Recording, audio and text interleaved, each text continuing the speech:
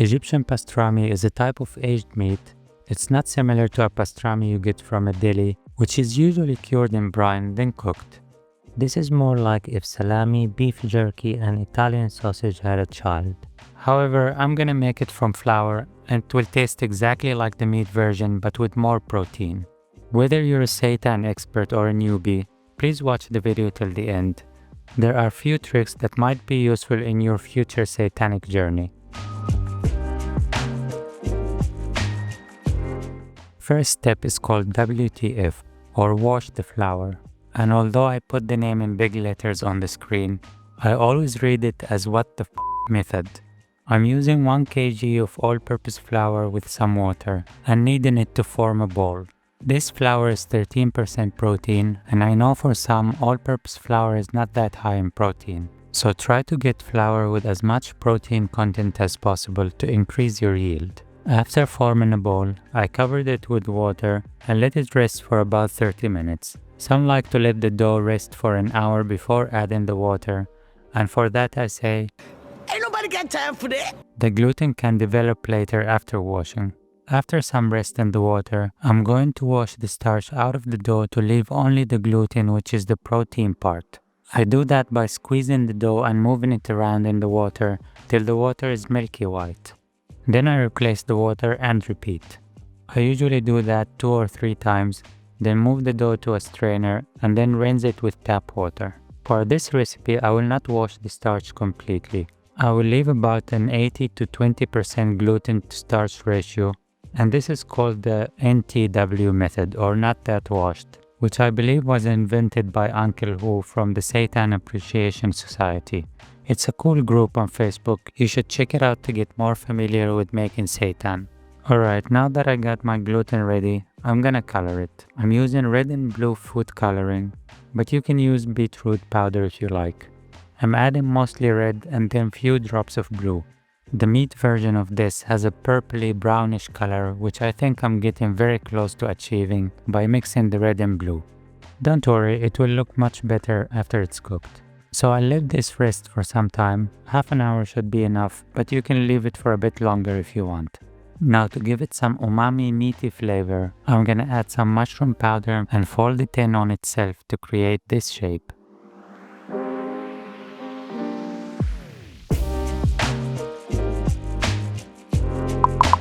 These are just regular button mushrooms that I dried in the oven, then ran them in the grinder. You can check the entire process from the umami video. I'll leave a link for it in the description. I'm trying here to make the shape as long as possible and not too thin or thick. Something around 3 to 4 centimeters thick should be perfect. I'll wrap this in parchment paper, then foil and steam it for an hour. I checked on it after an hour. It was a bit stickier and not as firm as I would like it to be. So I continued steaming for 20 more minutes on the other side. I think 1 hour should have been enough, I just forgot to flip it halfway. Once steamed, I let it cool down and rest till it reaches room temperature. Now's the step which I believe I invented. At least for seitan, I think.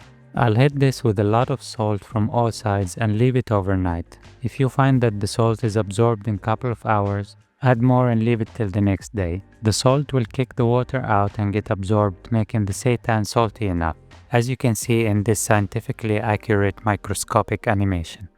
This is something I struggled with before doing what the method, as it's hard to infuse the flavors and salts to the inner parts of the seitan. But this method at least works for the salt. If I did in fact invent this method for salting WTF seitan, then I'll name it SOS method, or salt on seitan.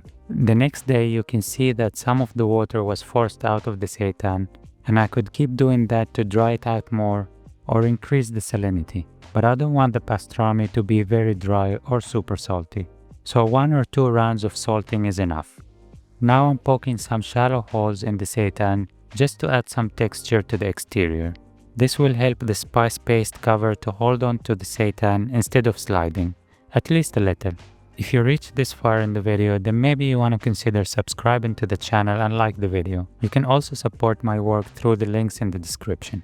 So to make the cover paste, I'm going to use an immersion blender to mix some paprika, garlic, coriander powder, fennel powder, salt and pepper. The exact ingredients are on the screen and on Veganism website. I underestimated how big this piece is, so I made basically half of the paste amount and then had to make another portion to cover the whole piece.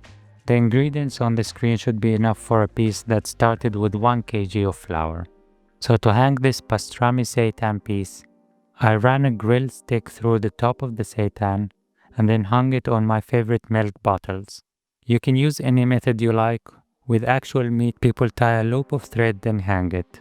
But I wasn't sure if the thread would cut into the seitan due to its weight. And also I don't have any hooks to hang it on where it will be exposed from all sides. But anyway, this worked fine. So now using a glove, I'm gonna cover the seitan with spice paste and put a plate under it for any excess water that might drip down. The next day I made sure to patch any naked spots, and now the waiting begins. This needs to stay in a dry and ventilated area for at least 1 week. 10 days would be better, but I was never able to wait that long. After a week, I'm gonna cut it in half and then slice it very thin. A meat slicer would be very useful to do this, but I don't have one, so it's a good practice for my already awesome knife skills.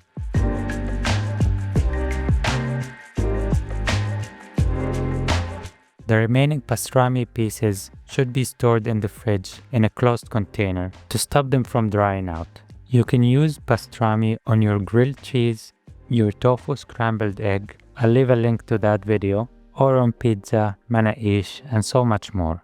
This is something I was craving for years, and I'm really glad I finally veganized it. I really hope you like this recipe, and thank you for watching.